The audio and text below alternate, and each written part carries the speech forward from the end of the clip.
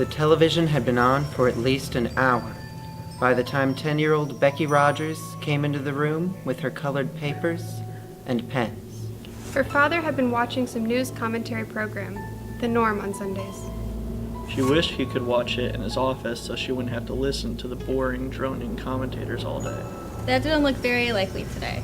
Her grandmother Frida had died suddenly, but details surrounding the death were hazy. She was in her mid-60s and the picture of health. It came as a shock to the entire Rogers clan when Frida, out to lunch with her girlfriends, took her steak knife and attempted to cut off.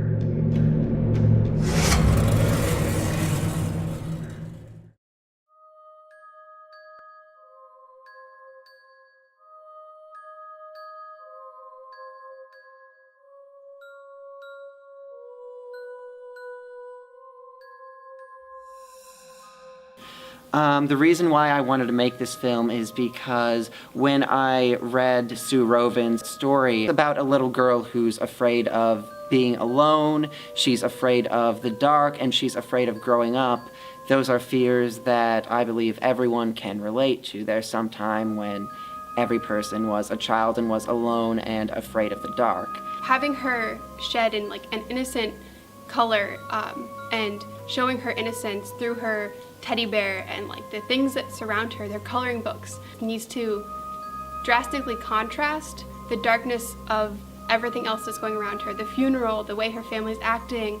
There needs to be a strong play there of color, lighting, costume, makeup. I am definitely going to play a lot with lighting. I think lighting with horror films is definitely one of the most important things a DP could do. Especially with a horror film, sound's very important. You get the sound of emptiness and isolation, and it just, I don't know how to explain it. It's a feeling. I'm really excited to work with kind of gore makeup and props as far as that goes. I learned how to squib, which are fake bullet wounds, not too long ago. So one of the things I'm really looking forward to with this film is the fact that there's a predominantly female cast and crew. And I think that's really refreshing and important, and we need to focus on women in filmmaking. And I know that working together, we can come up with something that is truly beautiful. As college students and as filmmakers, we're used to working on a tight budget. But first, we need to have a budget. If you would be willing to donate to the film, we would be extremely grateful. Most of the money is going to be used to feed the cast and crew and submit to film festivals. We've got some prizes for people who donate. If you donate $75, you'll receive pages of storyboards or concept sketches of the film. If you donate $125, you'll receive an autographed copy of the book that inspired the film. And for donations over $200, you will receive a DVD copy of the film, as well as your name will be in the credits.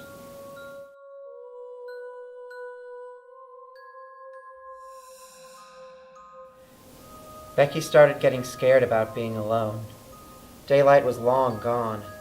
Every creak and noise in the house was chillingly eerie and amplified, lingering a little too long. The wind outside picked up, knocking the shutters against the two-story dwelling. Sitting at the table out by the kitchen window, she saw leaves drifting by. She thought she saw eyes watching her through the leaves.